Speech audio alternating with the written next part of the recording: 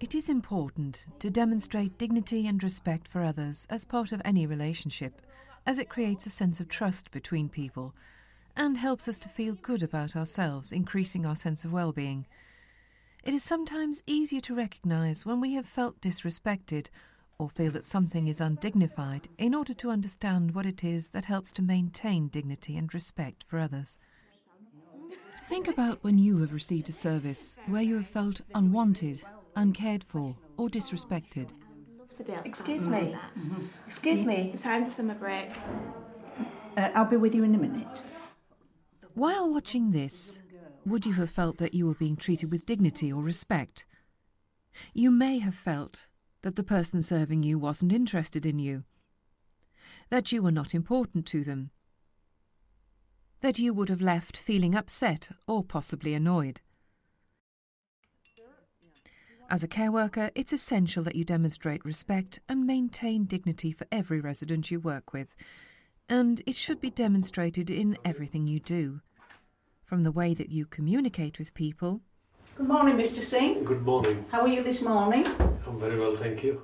To the way that you carry out various tasks, to the way you provide personal care, as guided by each individual's care plan.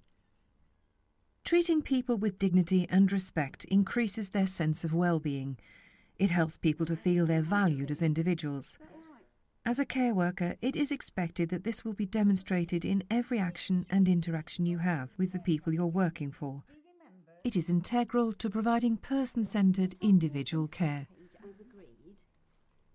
This resource will show you ways in which you can achieve that, but I'm sure you'll have many other examples of your own. Promoting dignity and respect for others creates a sense of trust and well-being.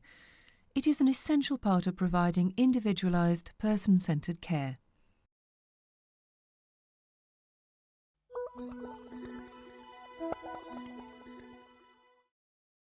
Dignity and respect has not always been as clearly recognised as an expectation of how social care should be delivered. For this reason, the government recently launched a Dignity in Care campaign in an attempt to end the tolerance of indignity in care.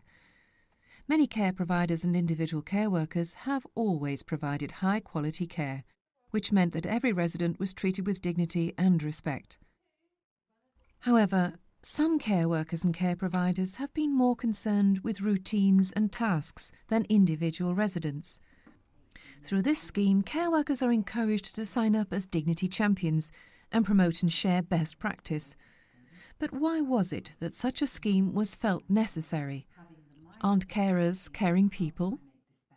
Well, most carers are, but sometimes there are situations which put staff under pressure, such as time constraints, or working with a resident or service user who may display certain behaviours that are challenging to work with, or just not thinking about the implications of routines on individual residents.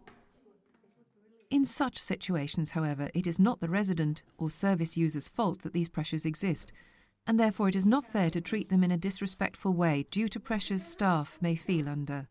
In the situations seen here, staff simply needed to take a little more time, care and attention, communicating with each individual resident before serving their meal, or moving a resident in her wheelchair, or using a mobile phone while working.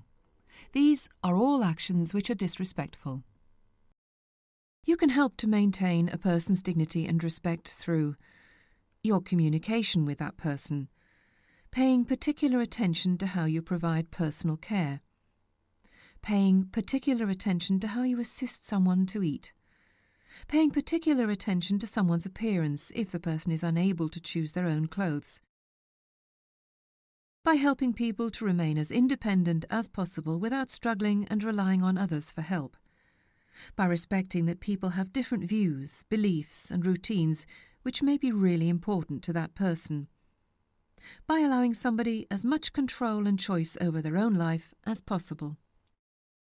Demonstrating dignity and respect for someone is a fundamental part of safeguarding somebody who, for whatever reason, needs to rely on others to provide services and aspects of care because they are unable to themselves. The principles of dignity and respect are also included in all social care standards and good practice guidance. Both dignity and respect are included as essential criteria for providing person-centred support. In fact, maintaining a person's dignity and showing respect for each individual is actually part of helping to keep people safe and should form the basis of any caring relationship.